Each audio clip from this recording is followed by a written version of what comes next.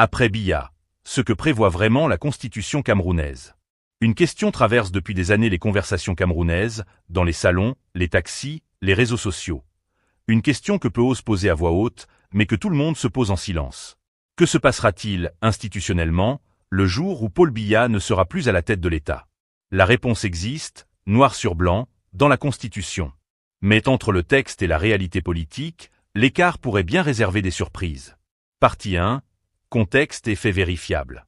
Commençons par ce que dit, très précisément, le droit camerounais. Paul Biya dirige le Cameroun depuis le 6 novembre 1982, ce qui fait de lui l'un des chefs d'État les plus durablement au pouvoir sur le continent africain. Ce fait n'est contesté par personne. La constitution camerounaise, dans sa version révisée, prévoit un mécanisme précis en cas de vacance du pouvoir. Selon l'article 6 de la loi fondamentale, en cas de vacance de la présidence de la République, pour décès, démission ou empêchement définitif constaté par le Conseil constitutionnel, c'est le président du Sénat qui assure l'intérim, pour une durée maximale de 120 jours, le temps d'organiser une nouvelle élection présidentielle. Mais ce n'est pas tout.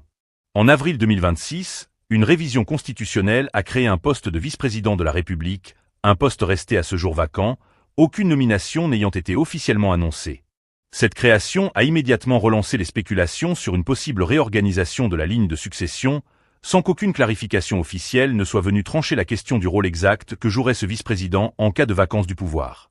Autour de la présidence, plusieurs institutions et personnalités occupent des postes clés dans l'appareil d'État. Le secrétariat général de la présidence de la République, le gouvernement, l'état-major des armées, ainsi que le Sénat, dont le président serait, en l'état actuel du texte constitutionnel, l'homme appelé à assurer la transition. Le président Paul Biya séjourne actuellement en Suisse, un fait confirmé par les autorités camerounaises elles-mêmes, dans un contexte où ses apparitions publiques se sont faites plus rares ces dernières semaines. Voilà pour le cadre légal. Mais entre la théorie constitutionnelle et la pratique politique camerounaise, un monde d'incertitude demeure. Partie 2. Le conflit, les tensions. D'un côté, les défenseurs de la stabilité institutionnelle rappellent que le Cameroun dispose d'un cadre constitutionnel clair, testé et non contesté juridiquement, qui garantirait, en théorie, une transition ordonnée en cas de vacance du pouvoir. De l'autre, de nombreux observateurs de la vie politique camerounaise estiment que la réalité du pouvoir ne se limite jamais strictement au texte constitutionnel. Selon plusieurs analystes, l'issue d'une éventuelle transition dépendrait autant des rapports de force au sein de l'appareil d'État, entre l'armée, l'administration présidentielle et le parti au pouvoir, que du texte constitutionnel lui-même.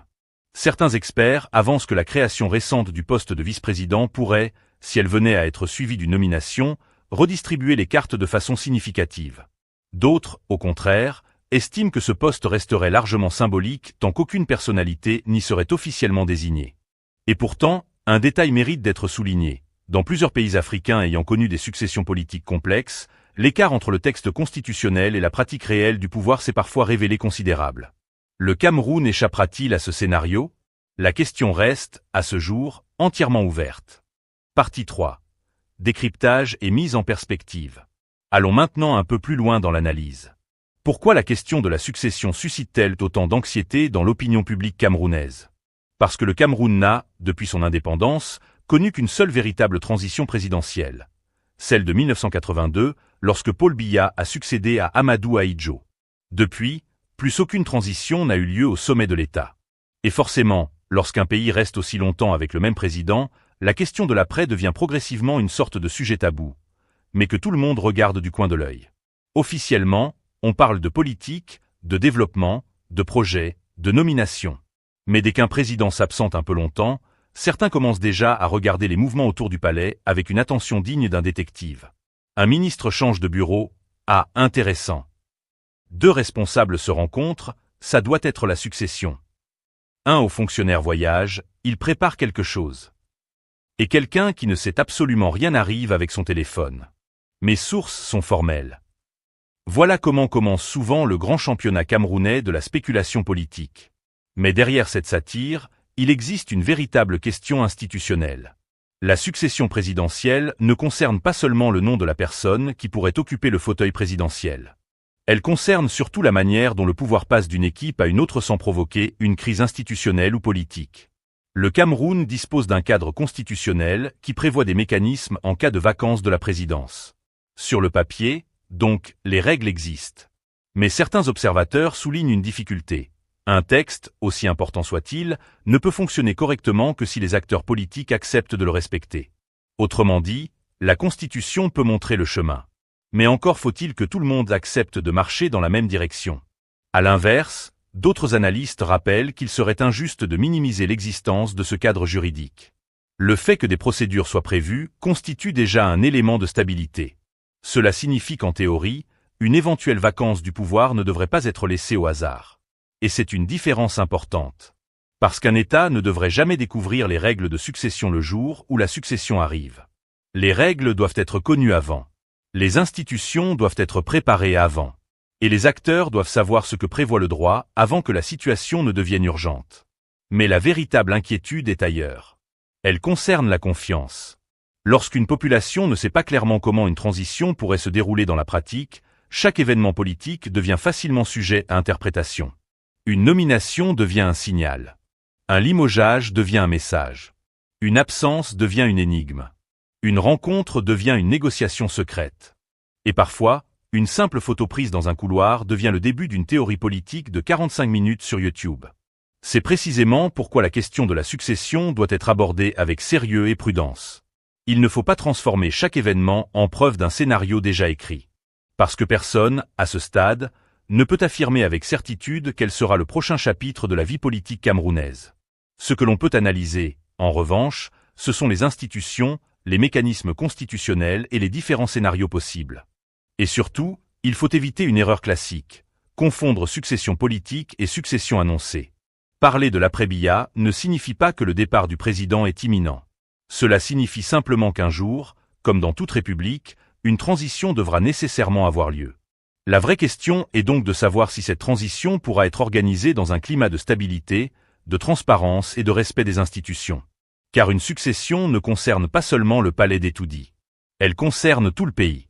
Elle concerne les partis politiques, l'administration, les forces de défense et de sécurité, les institutions constitutionnelles, la société civile, les milieux économiques, et surtout, les citoyens. Une transition réussie ne devrait pas être une affaire de clans qui se disputent le fauteuil. Elle devrait être avant tout un processus institutionnel permettant au pays de continuer à fonctionner normalement. Parce que le Cameroun ne peut pas se permettre de transformer chaque changement au sommet en épisode de série télévisée. On a déjà assez de saisons comme ça. Et c'est précisément pour cette raison que le débat sur la succession mérite mieux que les rumeurs de couloir. Il mérite des discussions sérieuses sur les institutions, sur le droit et sur la capacité du pays à garantir une transition pacifique. Alors, la Constitution suffira-t-elle? C'est là que le débat reste ouvert.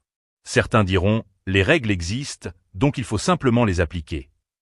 D'autres répondront, les règles existent, mais leur efficacité dépendra du comportement des acteurs politiques. Les deux arguments méritent d'être entendus. Parce qu'une constitution est indispensable, mais elle ne fonctionne pas toute seule.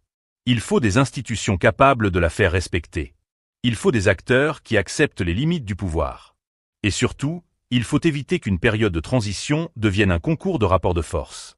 Car au fond, la véritable question n'est pas seulement « Qui va succéder à Paul Biya ?»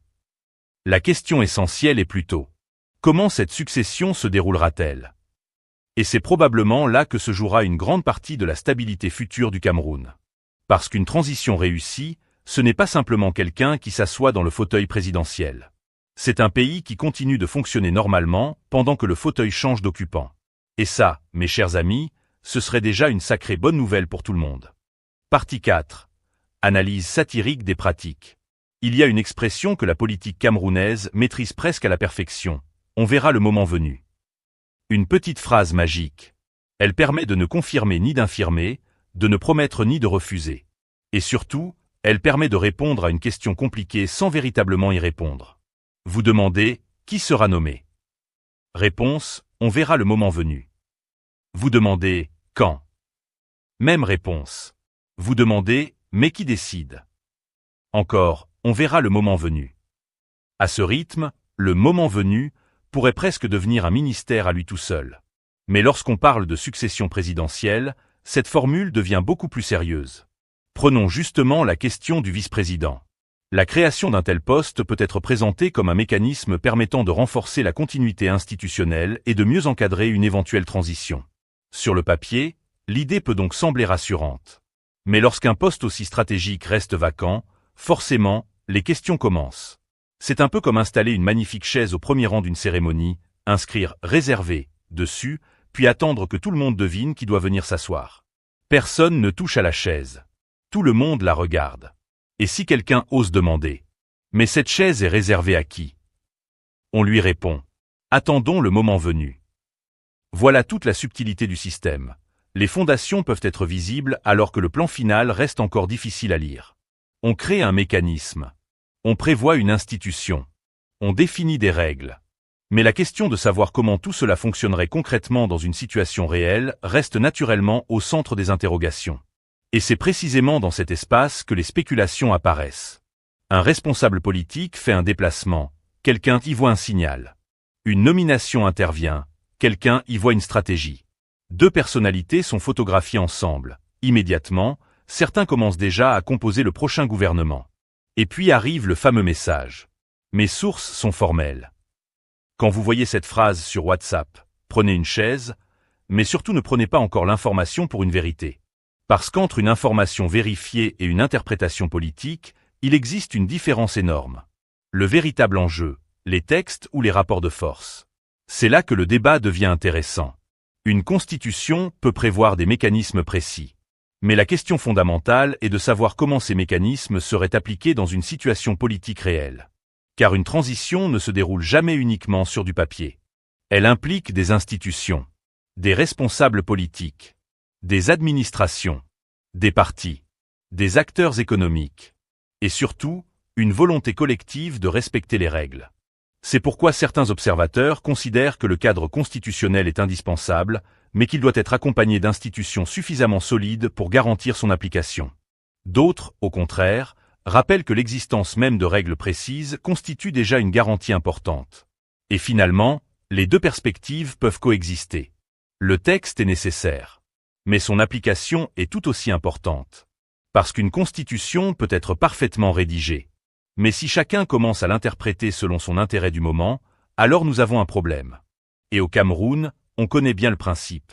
Le texte dit une chose, mais attendons de voir comment les grands vont l'interpréter. C'est justement ce genre d'incertitude qu'une transition institutionnelle doit éviter. La succession ne devrait pas être un concours de devinettes. Voilà pourquoi il faut être particulièrement prudent avec les rumeurs concernant l'après-Biya. Une nomination ne signifie pas automatiquement qu'une succession est en préparation. Une rencontre ne signifie pas nécessairement qu'un accord secret a été conclu. Une absence ne constitue pas forcément un signe de changement imminent. Et une chaise vide reste une chaise vide jusqu'à preuve du contraire. Il faut donc séparer les faits des interprétations. Ce qui est écrit dans les textes peut être vérifié. Ce qui est annoncé officiellement peut être documenté. Mais ce qui se murmure dans les couloirs ou circule dans les groupes WhatsApp doit être traité avec beaucoup plus de prudence. Parce qu'en matière de succession, une rumeur peut rapidement devenir une réalité imaginaire. Et une réalité imaginaire peut ensuite influencer le comportement de personnes bien réelles. Finalement, la vraie question est peut-être celle-ci. Le Cameroun sera-t-il capable, le moment venu, de faire en sorte qu'une éventuelle transition soit institutionnelle plutôt que personnelle, prévisible plutôt qu'improvisée, et pacifique plutôt que conflictuelle? C'est probablement l'un des grands défis des prochaines années. Parce qu'une transition réussie ne consiste pas simplement à changer le nom inscrit sur le fauteuil présidentiel. Elle consiste à permettre au pays de continuer à fonctionner normalement. Les administrations continuent de travailler. Les institutions continuent de fonctionner. Les citoyens continuent leur vie. Et surtout, personne ne se demande chaque matin.